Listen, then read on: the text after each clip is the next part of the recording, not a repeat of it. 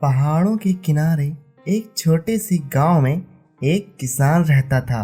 वह बहुत गरीब था।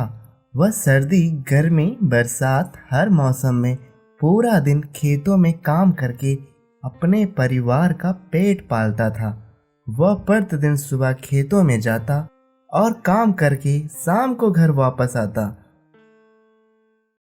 एक दिन उसके घर जाने के बाद उसके खेतों में एक भयानक राक्षस आ गया।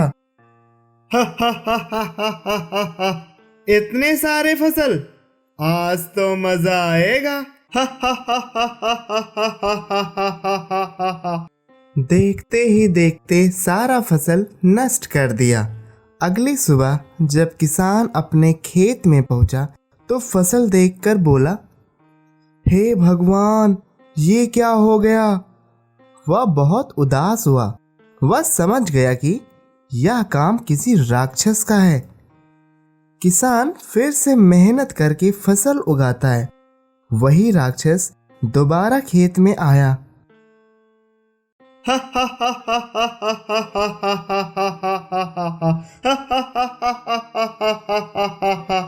अरे वाह मनुष्य, आज तो स्वादिष्ट भोजन मिलेगा।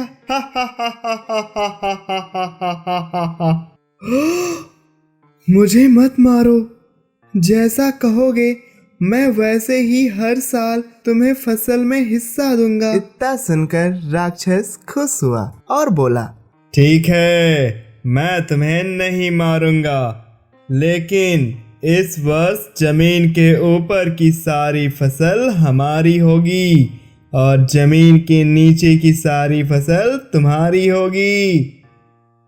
ठीक है, जैसी तुम्हारी इच्छा। किसान चालाक था। उस साल उसने आलू का फसल लगाया। कुछ दिन बाद फसल तैयार हो गया। शर्त के अनुसार राक्षस को मिले सिर्फ पत्ते और किसान को मिले बड़े बड़े आलू।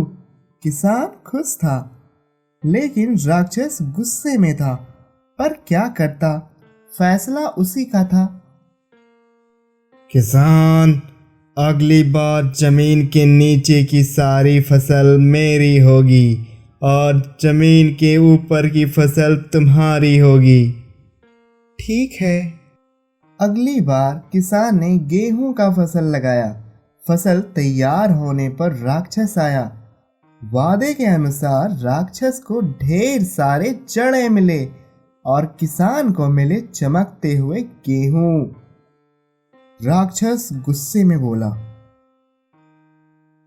अगली बार जमीन के ऊपर और जमीन के नीचे की फसल मेरी होगी, बीच का तुम्हारा। समझे किसान? हाँ, समझ गया। इस बार किसान ने गन्ने का फसल लगाया। कुछ महीने बाद राक्षस खुश होकर अपना हिस्सा लेने आया, लेकिन वह फिर से किसान द्वारा मूर्ख बनाया गया। उसे हिस्से में मिले जड़ें और पत्ते, किसान को मिले मोटे मोटे गन्ने। किसान की बुद्धिमानी देखकर राक्षस का सिर चकरा गया। वह चिढ़कर भाग गया और कभी वापस नहीं आया। किसान खुशी खुशी खेती करने लगा।